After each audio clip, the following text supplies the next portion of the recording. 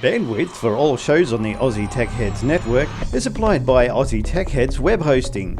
For a fast, affordable and reliable Australian server with fantastic support, contact Aussie Tech Heads Web Hosting at aussietechheads.com.au. Aussie Tech Heads, Australia's best hosting service.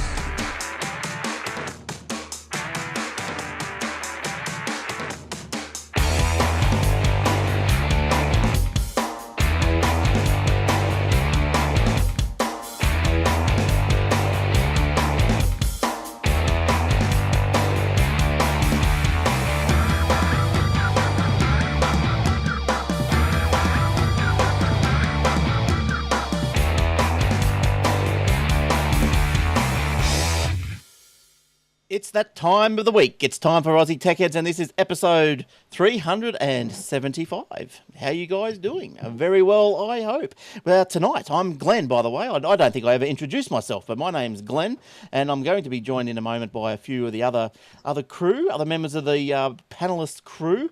And but before we do, Aussie Tech Heads is brought to you by the Aussie Tech Heads Web Hosting, athwebhosting.com.au. And if you go there, you will find Australian servers, professional web hosting production suites, you might say. There's over 200 one-click installs of many programs, Joomla, WordPress, Drupal, all that sort of stuff. It's all there. It's easy Oz commerce and all that sort of stuff. Surveys, it's all there. So go and have a look at that, athwebhosting.com.au from not $5.95 per month. Oh, it's good stuff, good stuff. All right, now, hello. Let's go.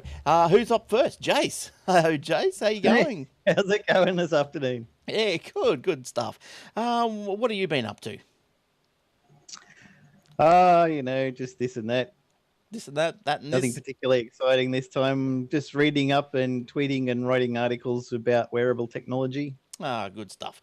And on the other side in the other corner, in the red corner, is Shane. How you doing, Shane?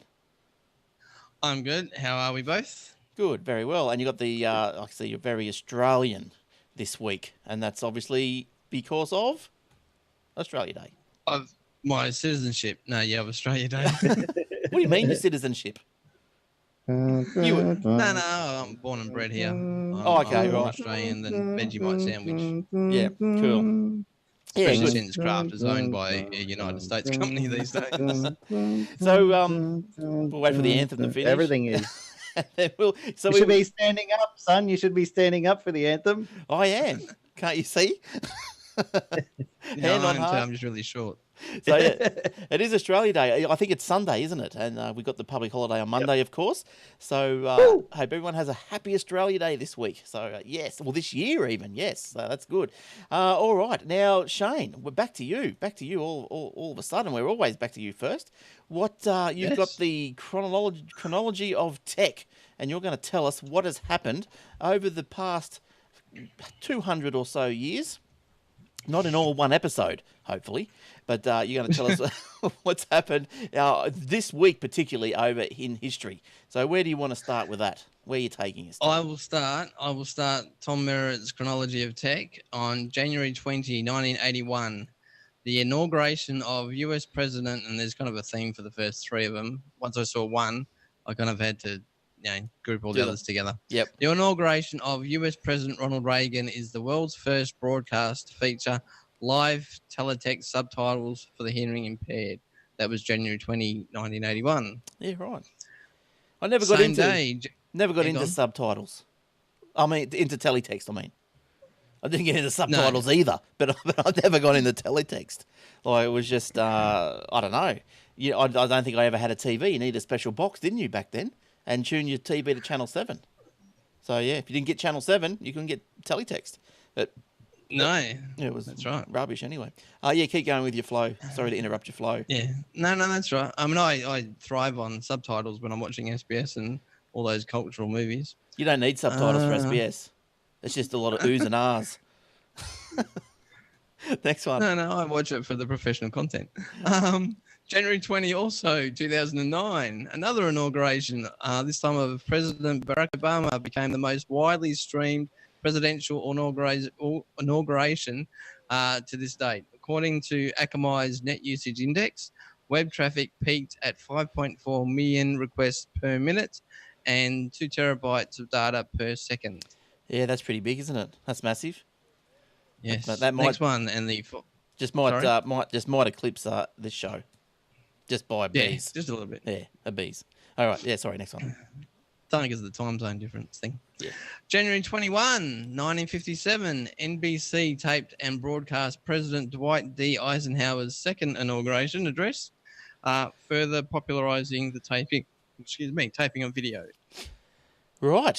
Have you still got videotapes? That's a good question. I've got a few. I'm sort of in the process of moving them onto DVD, but getting time to do all this stuff. But do you still have videotapes? Yeah, some of the kids' stuff's on video, like cartoons and animated movies and stuff. Oh, yeah. How about you, Jace? You still got videotapes? No, I haven't got anything. I gave all mine away when my VCR died years ago, and I figured everything I was going to DVD at that stage, so I just put on eBay if anybody wants it. I think somebody bought a big box of stuff for like $1 or something off me. I was like, and they were very happy too, because it was just before school holidays. They go, I've got nothing for the kids to watch. Oh, now I've got a box of Star Wars and Star Trek DVD videos. This is going to be fantastic. Yeah. Look, I don't know. Like when I was younger, I did tape heaps onto videos. At one stage, I had about 600 tapes. I've only got probably 30 now, the last remnants of the collection. Look, I was pretty brutal. I probably back then I was collecting shows, but nowadays it's all on Foxtel every 5 minutes, isn't it? So I think the only show that I taped pretty much all of that you probably can't get on Foxtel or whatever, I taped all of the Late Show with the D-Gen. And I know you can get the compilation. Yeah, you can get the compilation. Champagne comedy. That's right. Yeah, you can get the compilation DVDs, but you can't get the individual episodes. As far as I know, I'm quite open to be corrected, but as far as I know, that's right. And the olden days and bar jars and all that sort of stuff.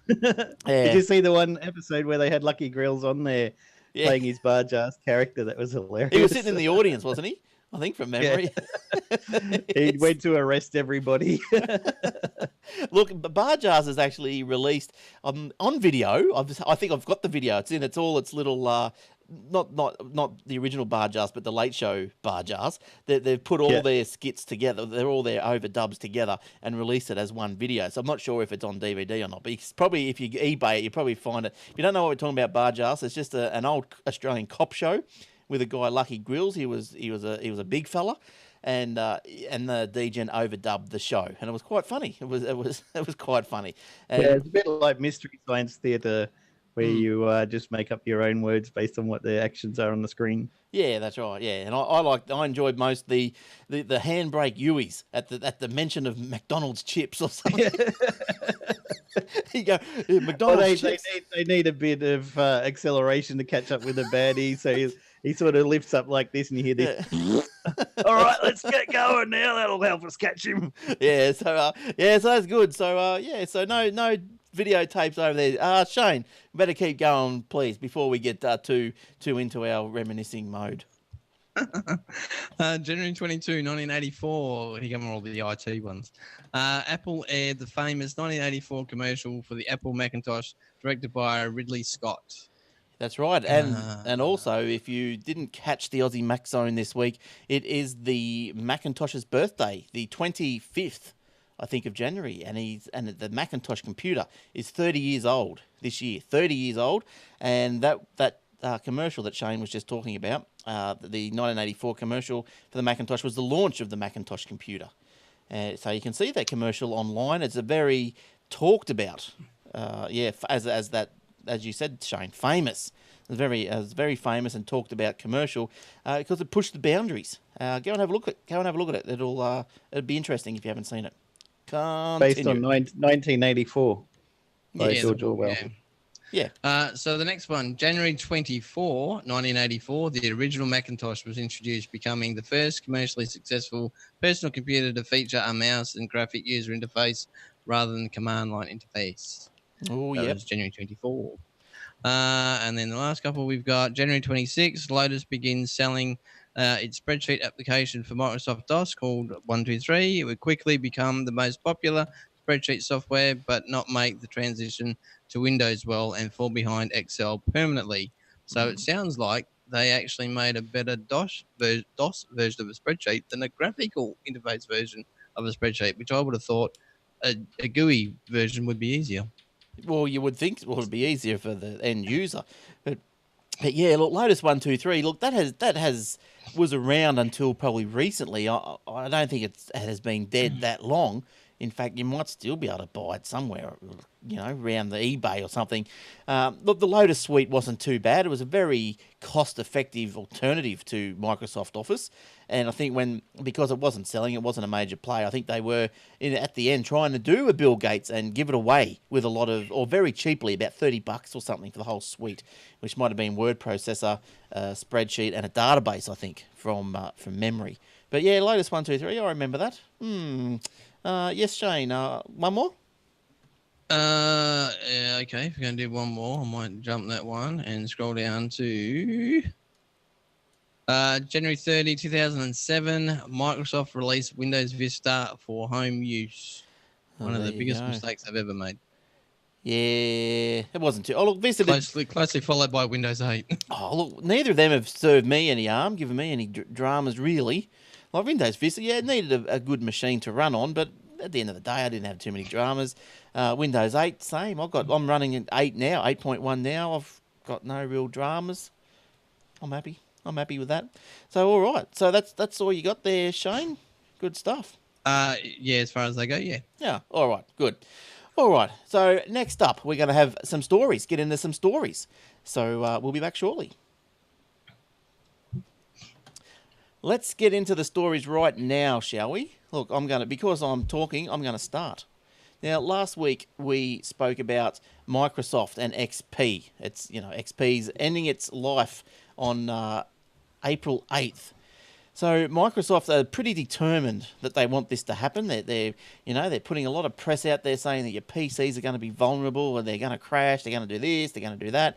But one of the more crazy, or what has been said to have has been called crazy lines from Microsoft is they've said if you put your XP machine in a cupboard, keep it away from an intranet or USBs or any external drives or disks, that it will still be infected. So that was one of the more crazy things. But a spokesman, this is how a article read that Microsoft had distributed: being disconnected to an internal network or using a USB or CD to transfer information may reduce the attack surface, but will leave you with vulnerabilities to several types of attacks once support ends.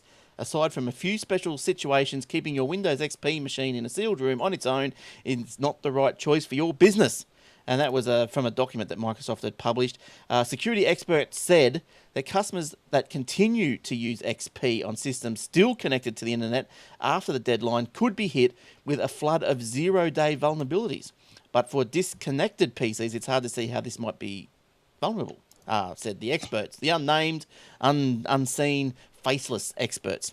Though Microsoft is ending XP support and patches, the Microsoft will be providing anti-malware signature updates for XP until July 2015. But look, if you're still running XP, just dump it for goodness sake. Windows 7 will still run on that XP, pretty much still run on that XP machine if you have to, and probably a lot better. And so will Windows 8. Yeah, they had stories this week that HP is pushing Windows 7 again, backed by popular demand, and apparently Microsoft's not too happy about that. But they're trying to push ahead with Windows 9 so they can just completely get rid of the Windows 8 problem that has been a major issue. And don't forget something that was mentioned, I heard this week as well, is that a lot of ATMs run on Windows XP. Oh, really? They won't be patched after 2015 unless you ring up Microsoft and say, here's lots of money, please make a patch if there's any required. But there are also some that run on Windows XP embedded, and apparently that's going to be supported until 2016. How does it so go? A little bit longer. Now, I'm not expecting you to know the answer to this, but I'm going to throw it at you anyway. How would it go if you were to run these programs in an XP mode on Windows 7? Do you reckon? Like, say, that was the next thing I was going to mention, apparently that can be a bit of a problem as well, so you have to be careful Right, running okay. internet-enabled stuff in Windows XP mode. Get somebody to update the application, and then you won't need to run it in XP mode anymore. So look, I know that these businesses have had quite some time to make the transition, and I guess funding is probably a big factor in why they've stayed where they are. Why is that? Also, the problem is Joe Programmer wrote the application about 7 years ago, and he doesn't work here anymore. We don't know anyone who can rewrite it. We don't know what it does or how it works, but we need to use it every single day. It's the most important thing in the whole world to our company. Well, Joe Programmer just doubled his hourly rate and has sent a letter off saying, "I'm still here." Yeah. So if you are Joe the Programmer, well done. Well done indeed. So get in contact with your local bank.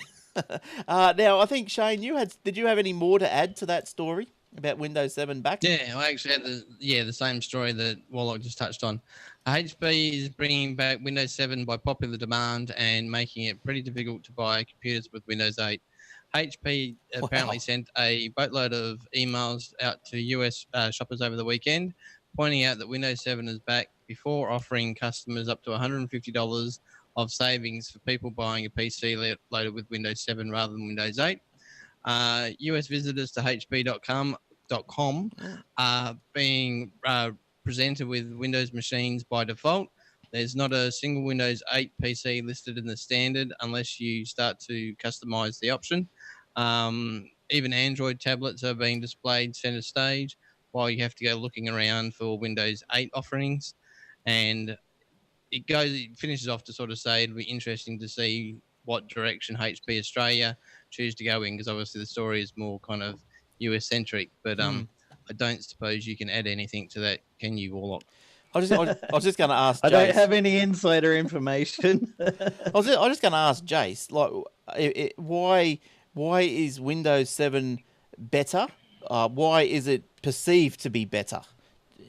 Or is it because better? it doesn't have the Metro crap. That's the only thing that people are worried about is the Metro screen. Apparently, Windows 9 is going to have the option to run put Metro app shortcuts in your taskbar like you can do with the other ones and launch them from there. We don't know if it's going to be full screen still or if it's going to be windowed or something like that. But everybody really, really, really hates Metro.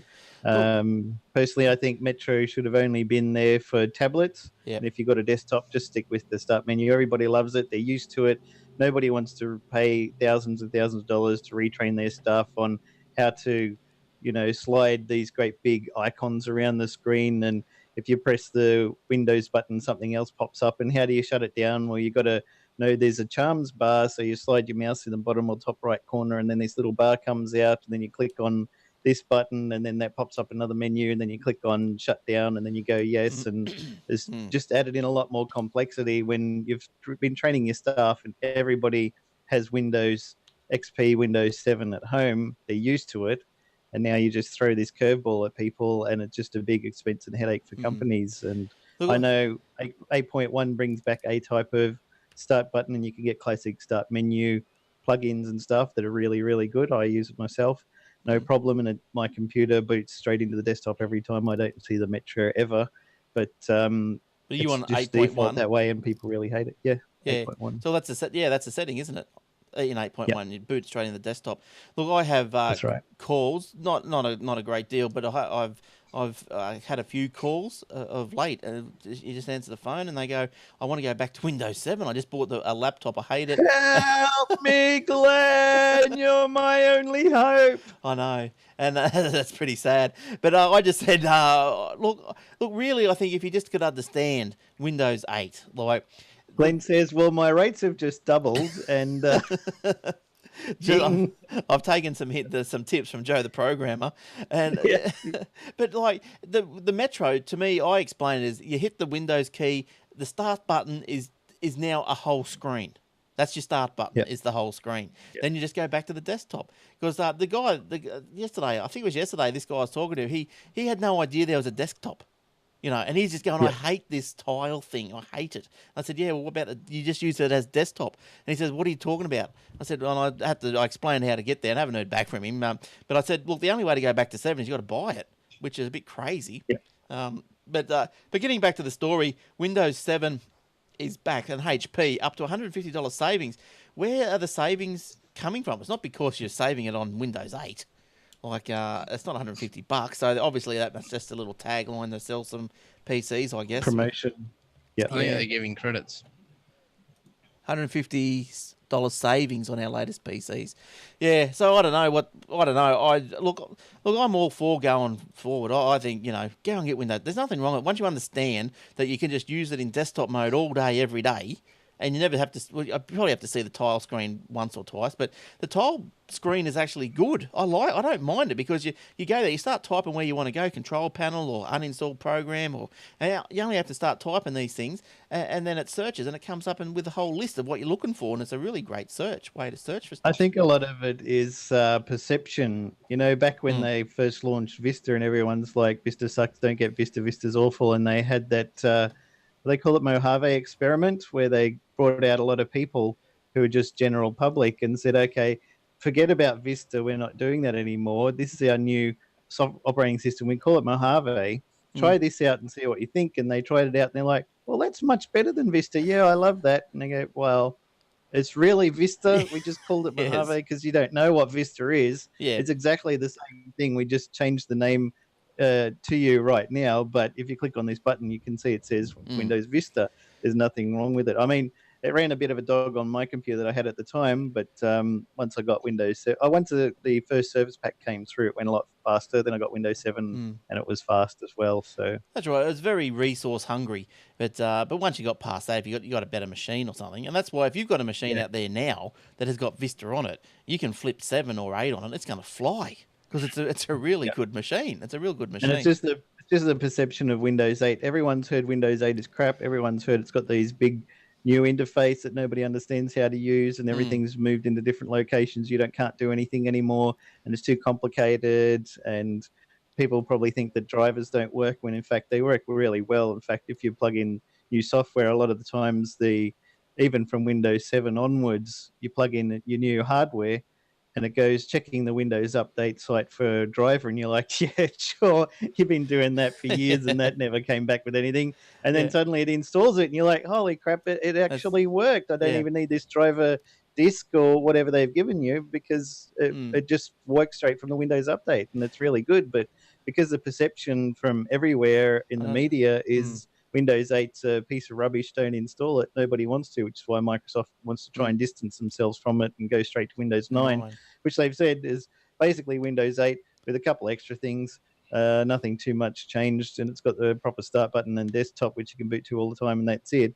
It's still Windows 8, but we've got to call it Windows 9 because Windows 8's got such a bad name. So. Yeah, well, every second version of Windows is a hit, isn't it? So Vista slumped, 7 was a hit, 8 slumped. Now, hopefully, 9's going to be a hit. So, look, I've got no dramas. Keep with the odd numbers, people. That's the strategy. Yeah, but I've got no problems with it. Can't it. go wrong. Yeah, no, look, I've got no problems. I think going back to Vista and that, I think more advanced hands-on stuff, I think, was a bit more difficult. Networking and maybe permissions and all that sort of stuff might have been a bit screwy.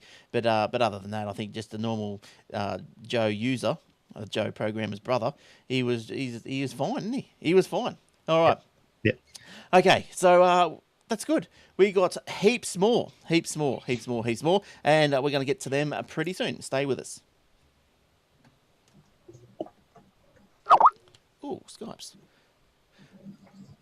Okay, now let's see where we're going to go now. Look, I've got another story. I've got a story. How's this? JB Hi-Fi.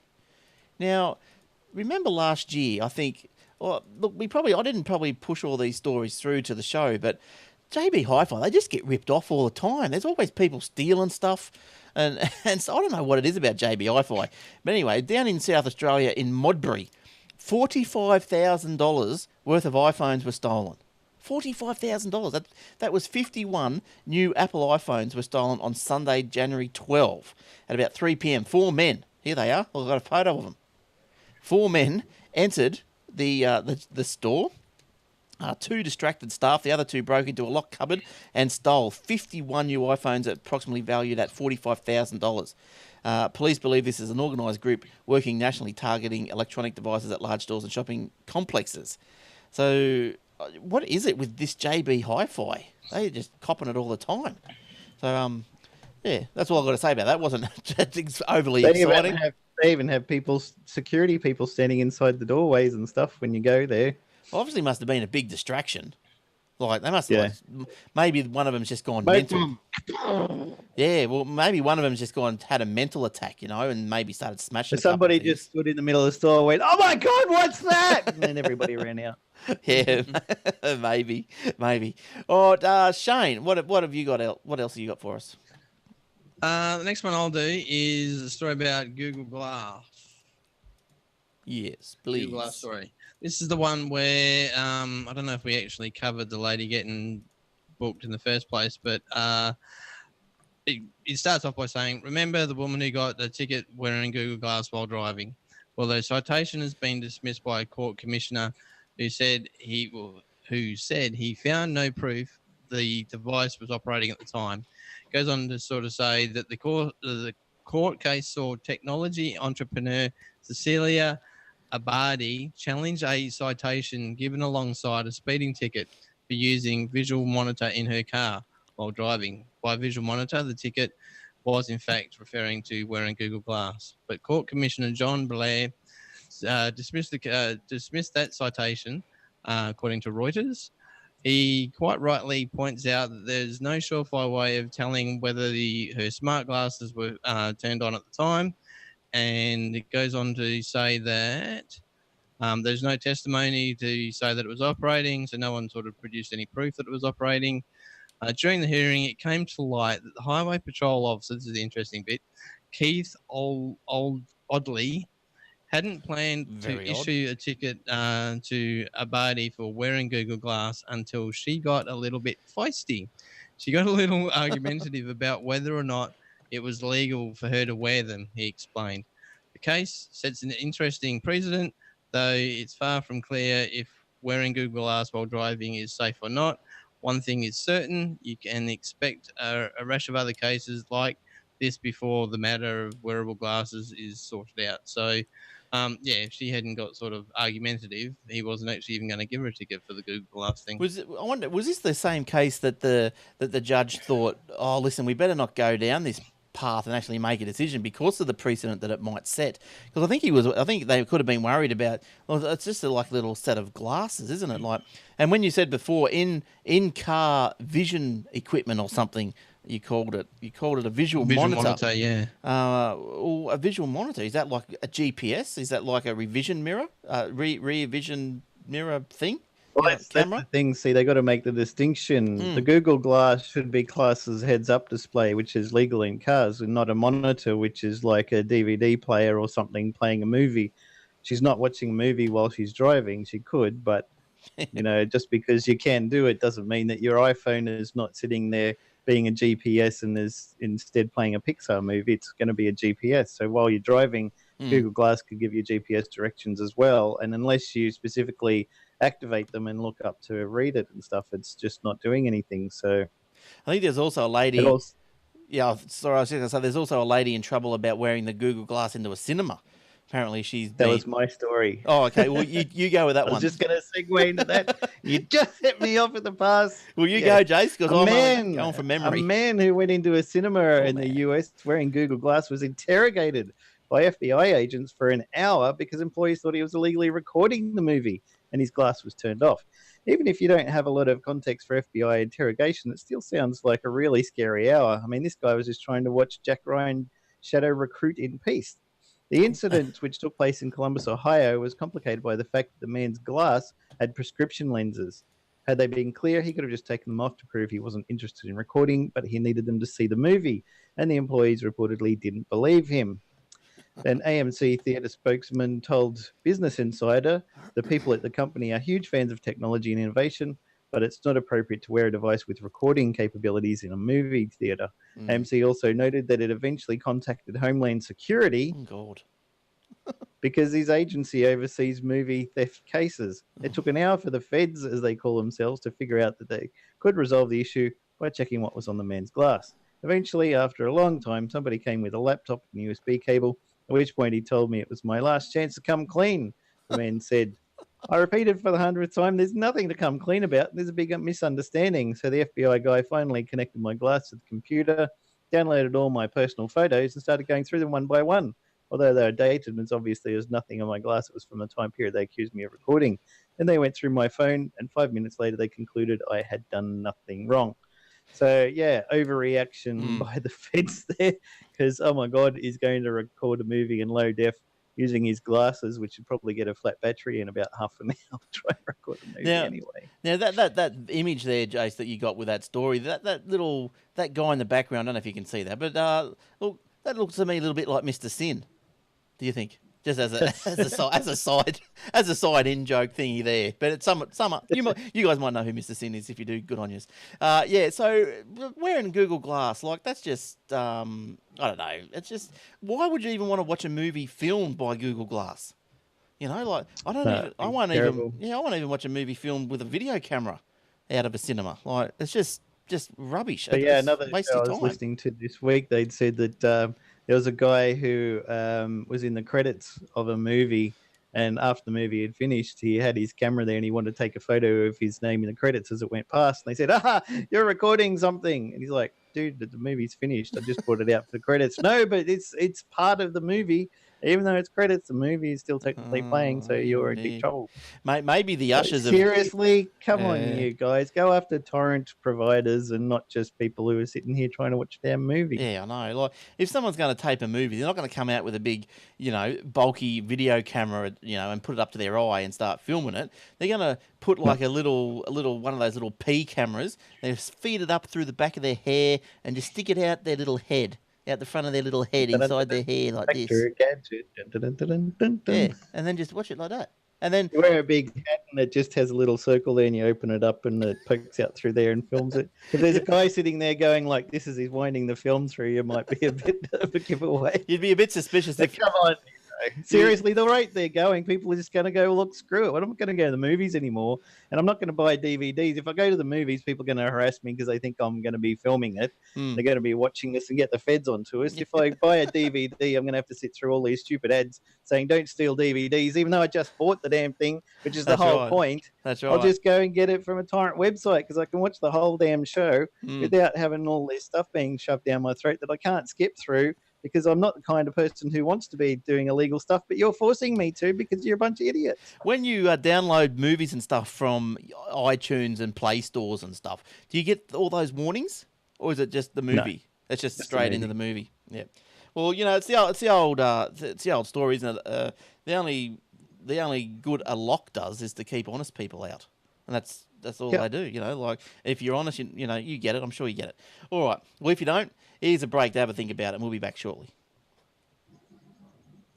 Right, moving on to another story from me, because I've got a couple this week. A couple that sort of tickled my fancy. Here's another one. Mobile phone carriers reportedly losing their grip on phone sales.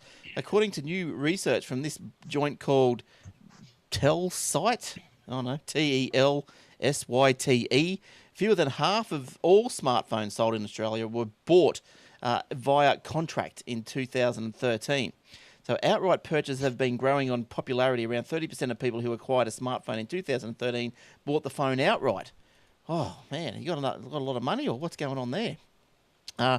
Contracts do remain a key part of the sales mix. 43% of Australians 16 years and older acquired smartphones on a contract last year, with free handsets and contracts that don't require extra monthly payments particularly popular. Hand-me-down phones also very popular. And according to the Telsyte, the tendency for more phone owners to upgrade their handsets at a faster rate has led to a glut of second-hand devices on the internet and in the marketplace. A glut. What a good word that is, a glut. The trend away from buying phone contracts also suits companies like Apple and Samsung, who have a preference to selling direct. So, so you guys, Jace, you contract boy? For my phone, yep. Yeah. Shane, contract boy? No, outright. Outright? Why? Yes. Here we go. You're one of these 30%. Why? Mainly because I'm still on a very good plan thingo from Telstra. Right. Okay. So that's fair enough. But I suppose, like, when I was looking at for my phone, I went through, and to me, it seemed to be a bit more advantageous economically wise to buy on contract.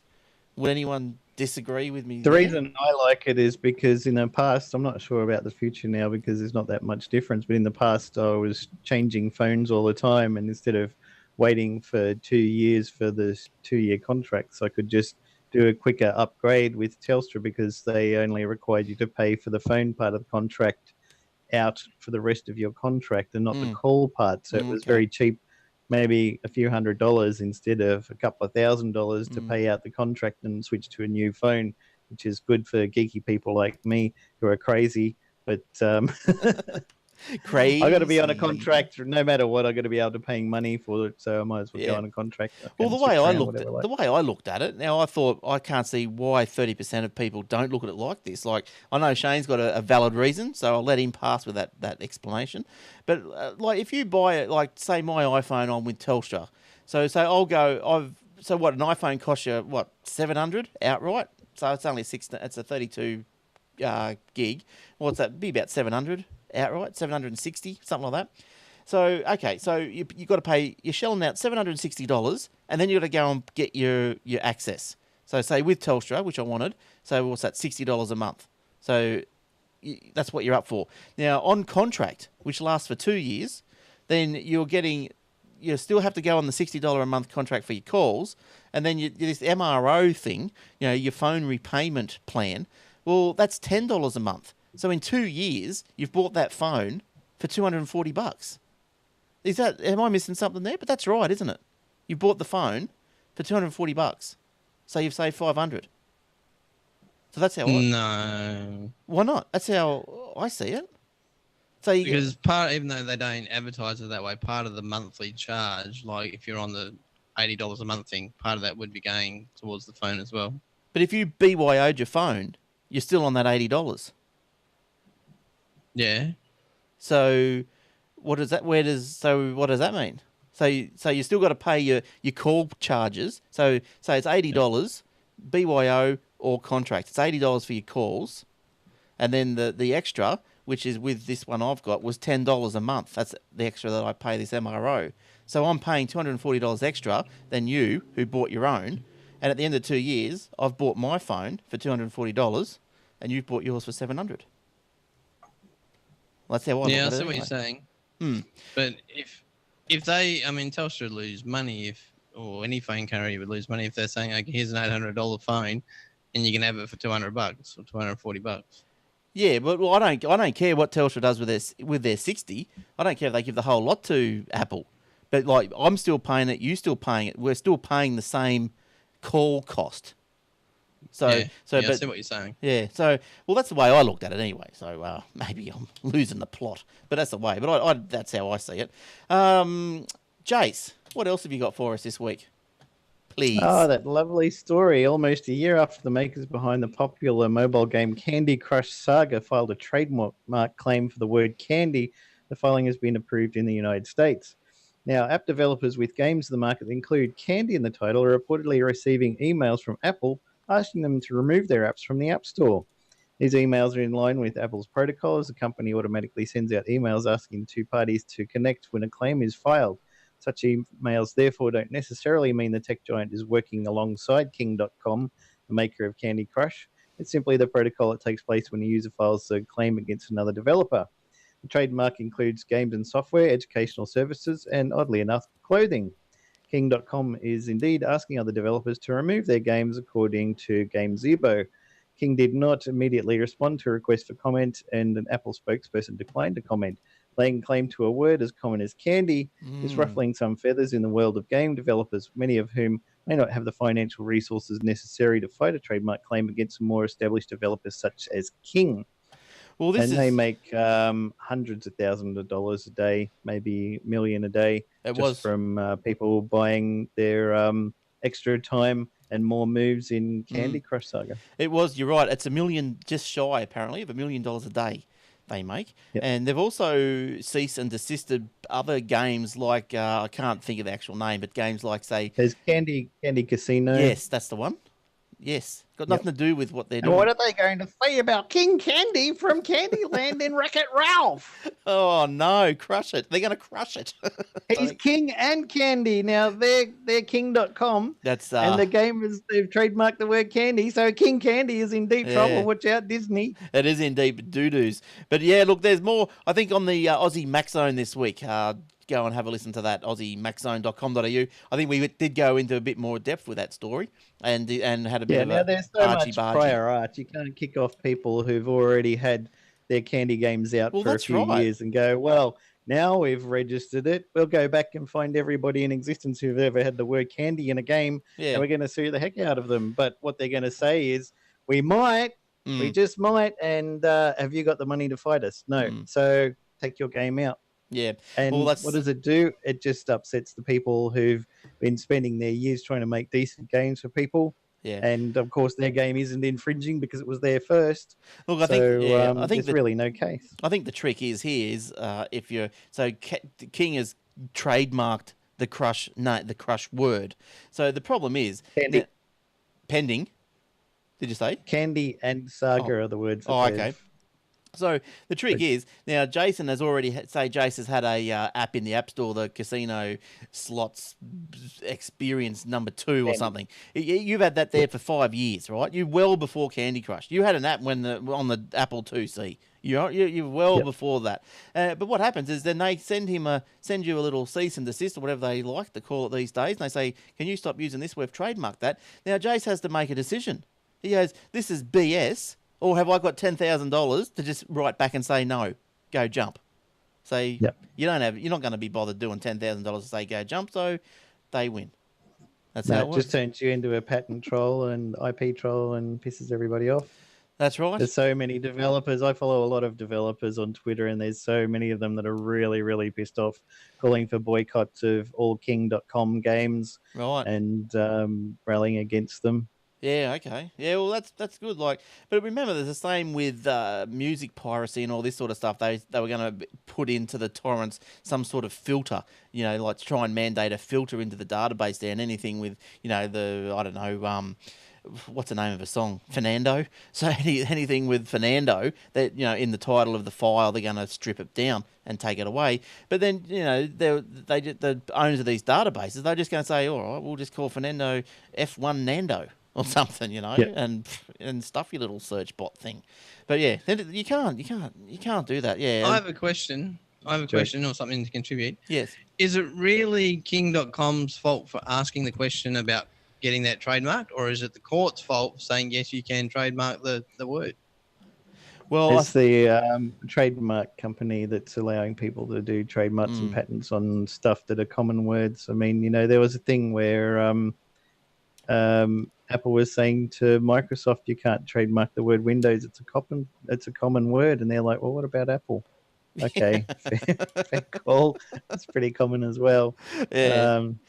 I think the rules of the trademark are, and probably in a tiny bit of King's defence, just the tiny bits in their defence, is that if you have got a trademark, you are required to protect it.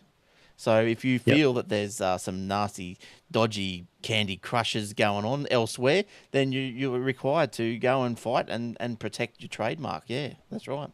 Yeah, if you just sit on it after a while, they're going to say, well, you haven't cared about any of the other ones, so you can't care about this new one that's better than yours that has the word candy in, so therefore it's forfeit. So you just have to go out and attack every little Tom, Dick and Harry who's got a tiny little company of me and my mate what make games and crush them.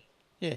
There's an example of a fish and chip shop in Adelaide called Frying Nemo, and Disney are going after them like they're the world's worst bloody, trademark infringers, and they're just a fish and chip company.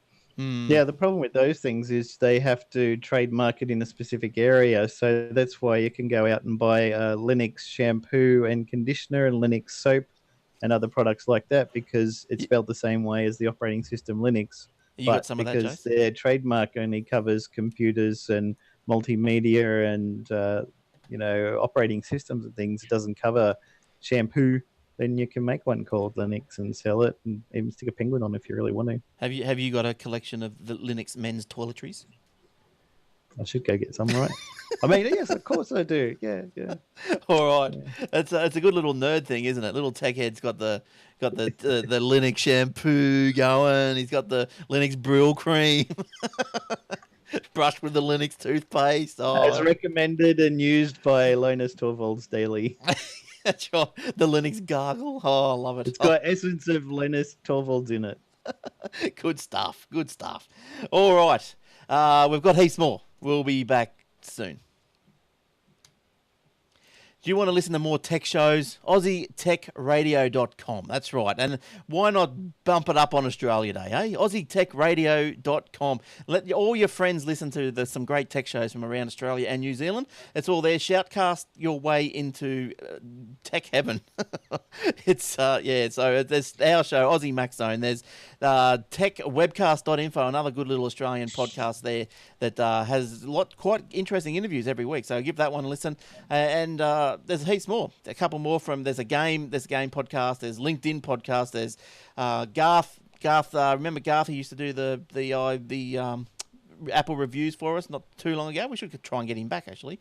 But yeah, there's heaps of podcasts there. So they just roll around. And there's new ones every Friday, so you don't get stuck in the old, I've heard this before routine. All right, and talking about people jumping on other people, Google uses YouTube performance to rate ISPs. The video quality report will first be available in Canada. So what that means is it's not available here or anywhere else. It's only in Canada at the moment. But where users will be able to see how their ISP's network performs in specific regions. Unlike many other performance tests, the video quality report doesn't spit out a number of megabytes per second, but one of three things. The top one is HD verified, which means users should be able to watch videos in HD at least 720p and with fast load times most of the time. To get the rating, the operator's network has to perform to at least 90%. The sustained speed needed to qualify is over 2.5 megabits per second. Now, the other ratings are the standard definition and lower definition. That means that users can watch videos in standard def, which is at least 360p with moderate load times or with a resolution lower than 360p. Videos will also load slowly and may stop to rebuffer over networks that have had the lowest rating. So I hate how YouTube buffers, even on my connection, which is a fair connection. Sometimes you find that odd video that just buffers. And look, what I reckon is, as I was reading through this story, actually on this page, if you go to the show notes at aussietechheads.com.au, you'll see there is a link to the video quality report or the page from Google that will let you rate your ISP if you're in Canada. If not, you have to wait for it. But you can still see some other interesting things. And now one of them was saying that YouTube does send YouTube videos around to the different servers in different parts of the world. So when you connect to their service and you want to watch a video, it will connect to the server closest to you to play that video. Now, I would suspect that if you're looking at videos that don't get played much, they're probably in a little server over in Uzbekistan or something, and that's why I reckon why they buffer. Now, yeah, so the rating for an ISP can be split into various time slices, for example, hours, hourly, daily, or weekly, as well as different geographical levels. Google's goal was to present a rating that is meaningful, easy to understand, and one that closely reflects the real-world internet. They're all about the real-world internet. The company didn't give any details of when the report will become available to outside Canada, and blah blah blah just goes on from there. So, well, I think that'd be fairly interesting report. I'd be looking up something like that. Yeah, that's probably a bit of probably nothing to talk about there, Jace. I don't think there's anything to talk about there. Just good on Google.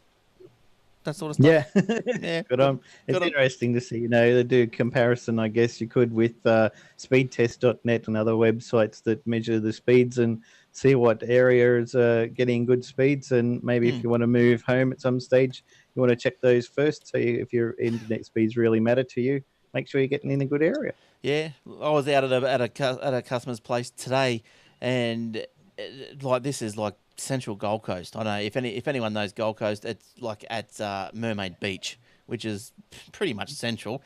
And he's in a block of units, no ADSL, nothing. He has to have 4G, which was like 1 bar switching between 3 bars of 3G. It was just internet all over the place. It was just rubbish. It can't get ADSL because of whatever reason that the phone lines come into the big apartment complex and go into the manager's office. And apparently, yeah, the ADSL won't travel through the switchboard. But that's pretty bad, eh? He's got to rely on that. But anyway, I'm digressing. Shane, what else you got for us, please? Just a quick story. One of those stories that we used to say only in America, but unfortunately this one happens to be here. It's a story that involves the Australian Open, which is almost coming to a conclusion. Aussie tennis fan smashes TV with tablet and blames Channel 7. There's a video attached to this as well. I don't know whether you want to kind of play that at the end of my little... Where's the video? After I finish reading. Oh, yeah, okay. Keep going. Yep. I'll see if I can. So car company Kia for the Australian Open tennis challenging people to return a virtual serve on their phone, but now someone has put a tablet through their TV trying to beat the game. The competition is simple. Use an app you download on a phone and return a virtual serve made by the current world record holder, Aussie player Sam Groth. Swing the phone at your TV, and if you return it, you go into the draw to win a Kia car.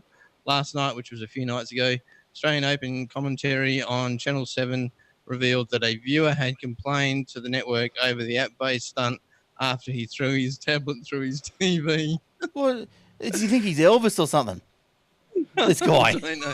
Well, obviously, you got to swing the phone like you've got a tennis racket, and he must have whacked it. He must have put that much oomph into it. The phone slipped out of his hand, kind of like the thing with the Wii.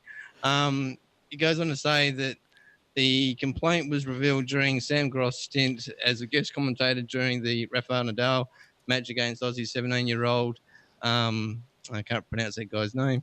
I was actually saying that to them while I was shooting it, that someone might be that this might be an issue where obviously they throw their phone or whatever through the TV. It's unclear what action, if any, 7 are going to take. So None.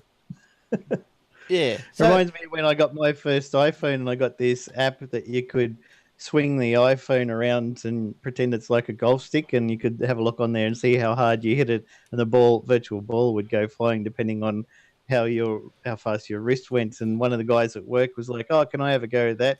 And he went swing, but the phone slipped out of the case and went flying down the hallway. It's like, "Oh man, I just broke your phone that you only bought half an hour ago." Oh no, Like, that's the first iPhone. do any of us here use LogMeIn? I do. Not anymore, right? Not anymore. Right. LogMeIn has pulled the plug on free remote access. Rage has erupted on the internet. This is crazy rage. Rawr! People don't like getting their free stuff taken away, do they? Like, pretty pathetic, I think. Like it's free, and so now LogMeIn's decided to charge for it, charge for their own product. Oh, God forbid, charge for your own stuff. And then people have been left engulfed in rage. LogMeIn announced Tuesday that it would shut the free remote access service, which lets people connect to as many as 10 computers for remote support, transferring files and online demonstrations. It said it was immediately halting new registrations and would require current users to pick up a paid plan. Current users will have 7 days from the day they next use LogMeIn to pay up or lose the free service. The company has sent emails to users and will notify them of the change when they run the software on the PC, Mac or mobile device. LogMeIn's least expensive plan costs $99 annually. Does it? I thought I only paid $56. Oh. Maybe I'm getting ripped. Maybe they put it up. Anyway, and allows access to only 2 computers. Although the company is halving that fee to $49 for the first year to entice users into signing up. Now, as I said, rage has erupted. Now, here's one comment. Thanks for giving us loads of notice to sort something else out. Yeah, that's all right. Said this guy. You get 7 days and there's plenty of other free services, so off you go. Yeah, but like, thanks for the short notice. Like, he's not going to buy it anyway because he was obviously going somewhere else anyway. So, yeah. Come on. Don't give up a chance to have a whinge and a bit of a rage. Yeah, I know. But that's what the internet's for, people. You can't believe it. But look, there's other free stuff out there for the moment. Yeah, like There's TeamViewer. There's another. That's a pretty good one actually. If I didn't pay for the I use it all the time. It's fantastic, especially is. when I need to do stuff on my daughter's computer, and she lives in another state. So I just use TeamViewer. She starts it up, tells me the password. I take over the computer, fix it up, and away we go. Yeah, it's great. It's really that is good. It is really good. But yeah, so anyway, so just be careful if you got LogMeIn and all that sort of stuff. Watch out. Watch your inbox for some terrible news. Then hit their forum and and just erupt and spew hatred, because that's what everyone else is apparently doing. But yeah, turn it up, I reckon. God, that's their product. They do what they want. That's obviously how they're going to go. Yeah. See you after this. Google loses Android patent lawsuit. Oh, here's another Google story. Faces claim for $125 million in damages. What's this one about? This one is now Simple Air. Now I bet you no one knows what Simple Air is. Simple Air is a company that is seeking the $125 million in damages from Google after a jury found that push notification services in Android infringe on a Simple Air patent. That's one of those patent things again, the company said. Now, Google declined to comment on the case, but one of Google's attorneys asked for a mistrial on all issues, a court document showed. Now, its patent portfolio is licensed by several technology companies, so everyone knows what the push technology is. That's when you get a message, tweet or Facebook or whatever, pushes up on your screen, so, that's got it. Now, Apple settled a patent lawsuit with Simple Air in 2012. Companies entered into a confidential license agreement. Early include Microsoft, BlackBerry, and the likes. So obviously, I don't know why Google thought they were going to win that one. Everyone else has lost. So yeah, maybe they thought fourth time lucky. Yeah, maybe. But anyway, that's Google for you. They got heaps of money. All right, Jace, have you got anything else for us? Yeah, the fastest ever broadband speeds have been achieved in a test that hit 1.4 terabytes per second. Ooh. Imagine how many movies you could get that. Enough to transmit 44 high-definition movies in just 1 second. Wow. British Telecom and French networking company Alcatel-Lucent conducted the test on the existing fibre network in London with the hope of maximising the efficiency of the current infrastructure and avoiding costly upgrades. They've got fibre network in London. I would like to be fibre. Hello, Tony Abbott? No, don't worry about it. Okay. It's a reaction to the growth of demand for video content. The managing director of technology analyst from Telsite, Fode Fadagi, told Fairfax Media it's about reducing the cost of carrying vast amounts of data over the coming years. The chief executive of broadband analyst firm Point Topic, Oliver Johnson, agreed, telling the BBC, BT and Alcatel-Lucent are making more from what they've got. It allows them to increase their capacity without having to spend much more money. Researchers used to what is known as flexigrid infrastructure, creating an alien super channel made up of 7 200 gigabits per second channels. The channels, the path of data travel between two nodes on the network, were combined to give a total capacity of 1.4 terabytes per second. Is it That's London? not too bad. No, is it London or England that has the fibre in the sewers? Is that over there? Must be, yeah. It's somewhere, but look, what a great idea! Like I know Brisbane thought about doing that. Like, why wouldn't you? Like, I think who owns the sewers? Probably the council network, I guess, or the state. Guess, but yeah. but it's got to be easier than going through Telstra these days, being half half public owned or privately owned. Yeah. But but anyway, that's everyone's got a sewer. Like everyone's got a phone. Everyone makes a phone call. Everyone's got a poo. Everyone's got a sewer. Yep. Yeah. See, Prime Minister, fibre is good. It is. Hey, lots of fibre and Fibre. Yeah, two ways. You're thinking the same thing, right? That's right. Yes. Lots of fibre in the sewers. That's right. We want fibre in our sewers. Maybe Kellogg's All Brand could sponsor it or something. Putting fibre in your sewer. All right. Now, Shano, I think you've got one last story. Well, you can feel free to jump in and comment on any of these. Well, I'm just wondering what the people that still have septic tanks think about the whole thing, because I'll miss out on your plan to have fibre in the sewer. Well, they're missing out anyway, aren't they? They got nothing out. They might have to get one of these little devices you're going to talk about next. Yes. So on that note, I will. My last story is, or my last legit story, I've got like an anecdotal one that I want to mention later if we get time. We will. Vodafone finally releases 4G modem and Wi-Fi hotspots with plans to match. Vodafone has had a fast 4G network for some time now. However, customers with multiple devices have been waiting for something that can connect all of them at once. Enter the 4G pocket Wi-Fi hotspot from Vodafone, able to connect up to 10 devices at once. Nice. Both the new USB broadband device and the pocket Wi-Fi hotspot will be available on the new 4G data plans from Vodafone. All of Vodafone's new 4G devices are classed as Category 4, meaning theoretical speeds of 150 megabits per second are possible. Those speeds are highly theoretical, and real-world speeds are probably going to be around half, will be considered as good. As you can see, there's the plans there. Can you have degrees of theoreticalisms? So like highly theoretical speed. That's highly theoretical. Oh dear, oh dear. Oh, that's not really that theoretical, is it? No, I think theoretical is an absolute.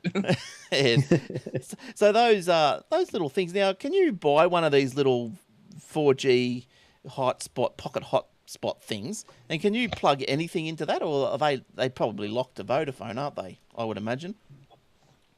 I'd say that's well, yeah, it'd be the Vodafone phone network, but you could hook up any Wi-Fi device to it. Yeah, it'll let you have up to like 5 devices. Yeah, but I meant like, can you put a Telstra SIM in it?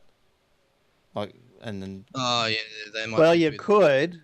Whether it works or not is another matter. No, that wouldn't work technically, because part of the authentication on the network is it actually checks to see which SIM you've got in there. Okay, fair enough. Now, Jace, can you tell us how the Google Smart Contact Lens works? Oh, this is you're our little wearable tech guru, aren't you? That's me, all right. Wearable devices already bringing technology much closer than you ever may have expected, but Google has kicked up a whole new level. The company last week announced a project to make smart contact lens. But this gadget isn't going to be used to deliver your email straight into your skull, at least not yet. The project is working to tackle one of the biggest health problems facing us today, diabetes. Given the wariness around wearable devices and their capabilities for data collection, the idea that the company would get that much closer raises a question. How would Google handle this data?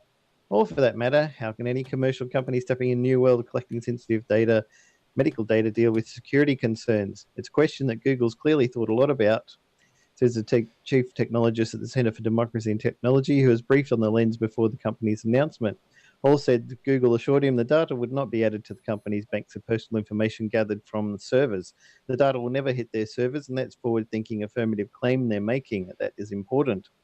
And so you wear the contact lenses, and it measures the glucose level in your tears and can transmit the information to phone or computer and help you to know what your glucose levels are, which is, of course, very important for diabetics. Yeah, nice. Yes. And that is on the rise. Apparently, Microsoft launched something a couple of years ago, but nobody heard about it, so Google's in. As in like a contact lens? That measures glucose, yeah. Oh, are you being serious that they did, or are you just being funny because of the way the tablet went? No, they did, but nobody heard about it. So you know how Microsoft are promoting their stuff. Do they have to fire their marketing team or what? Like, seriously? Yes. Like, well, they had the tablet, didn't they? They had the tablet 10 years ago or something. And that's right. Oh, man. They had the Surface. They tried to make it too much like Windows on the desktop. That was a problem. If they made it more tablety and, you could actually use it very well without having to try and click on tiny little cross in the top of the screen to shut down a program. Yes. All right. Now, look, when we come back, Shane has got an anecdote for us. So we can't wait. We'll hear that when we come back. Shane, tell us about this anecdote thing that you want to tell us about. It was just a story that I saw on, as I frantically kind of try and find it now because you put me on the spot.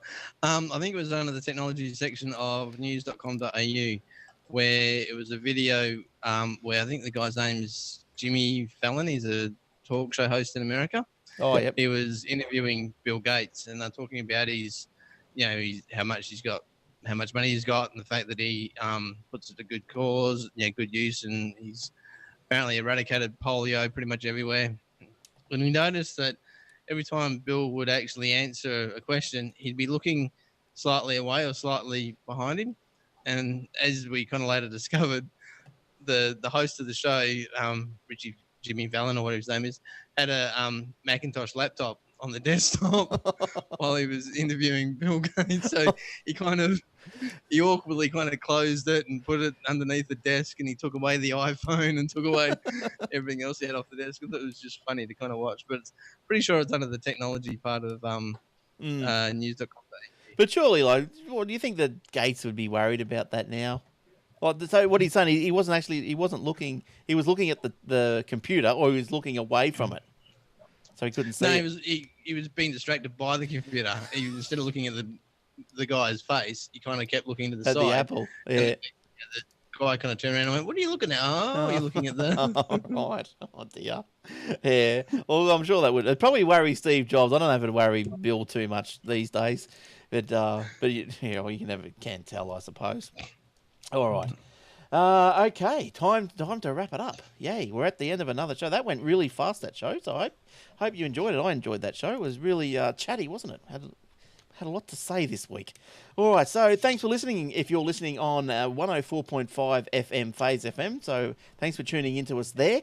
If you've missed us on the 104.5, you can catch us on iTunes in the podcast section, audio and video, or the video at youtube.com/Aussie Tech Heads. Also facebook.com/Aussie Tech Heads, and also don't forget the webpage at aussietechheads.com.au. We want to be found. If you're looking for us, you will find us. Don't you worry. If you've got anything to say, you want to give us some feedback or anything like that, you can send us an email. Glenn, Jason, Shane, whoever, Will when he's here, and Eric and whatever. So anyone at aussietechheads.com.au. And also the Twitters. The show's Twitter is at Aussie Tech Heads. My Twitter is at Glenn Goodman. Shane is at Shane1973 with a Y. And Jason is at Warlock, WAULOK. All right. Every day, pretty much, I try and put up a iOS free app of the day. So normally you have to pay for it, but on that particular day, it will be free. So most days, so they're starting to get a bit repetitive, I've noticed, since I've been doing it for some time now. But if there's any good ones, I think there was the whole works of Shakespeare the other day.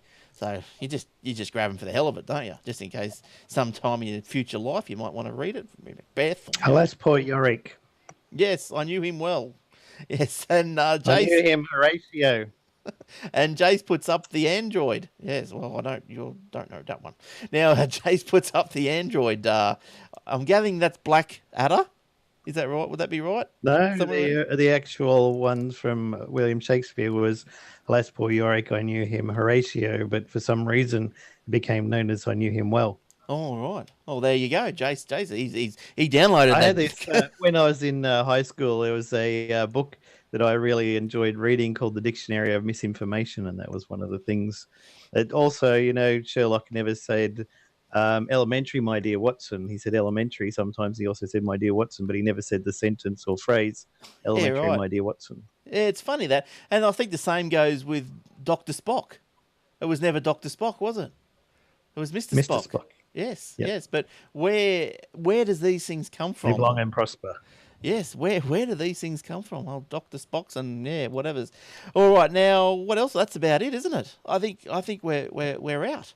I've done everything. I've mentioned everything. So there's only one thing left to do, and that is to say goodbye to Jason and goodbye to Shane. See you, Jason, and see you later. See you, Shane. And hope you guys have a happy Australia Day. And everyone out there listening, everyone has a happy Australia Day. Don't forget to just take time out and, I don't know, think about the origins of the country. That's right. Watch the cricket, have a beer, Shags and beer, jump in the pool, do whatever you like because it's your day. All right. So until next week, thanks for listening and stay happy, and we'll see you soon. Bye-bye.